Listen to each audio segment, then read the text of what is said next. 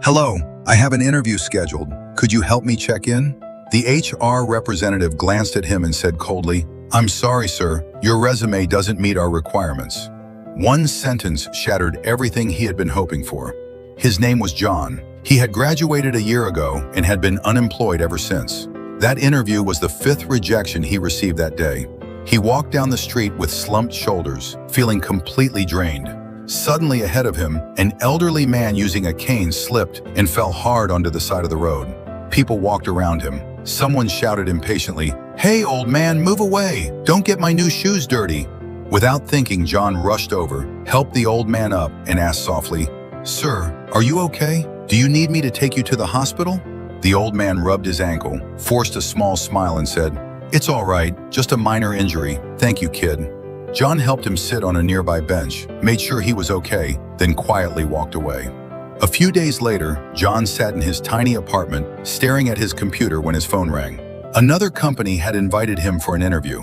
He put on the cheap suit he had ironed over and over and walked into the interview room with one last bit of hope. The interviewer flipped through his resume and said flatly, "Your experience doesn't really match what we're looking for, and your salary expectation isn't realistic." John forced a smile, said thank you, grabbed his backpack, and left. As he reached the building entrance, a voice called out behind him, "Hey kid, you look really disappointed." John turned around and froze. Standing there was the same old man he had helped on the street, but this time he was wearing a perfectly tailored dark suit with two assistants standing beside him. John said awkwardly, "I'm looking for a job, but I was just rejected again." The old man smiled gently. "I remember you. You were the one who stopped to help me that day." He paused and said calmly, "You have a warm heart. You deserve respect." Turning to his assistant, he said, "Bring the interviewer to the conference room.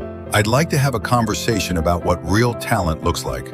Moments later, the interviewer walked in nervously and froze when he saw John. The old man sat at the head of the table and said calmly, "My name is Henry Morgan. I'm one of the main investors in this company." He looked at John and continued, "This young man is someone I personally witnessed stop for a stranger." Then he turned to the interviewer. "You're allowed to say he lacks experience, but you don't get to dismiss his value with arrogance." The interviewer's face turned red as he apologized repeatedly. The old man turned back to John and smiled. "I happen to need an assistant right now. If you don't mind starting from the basics, would you be interested?"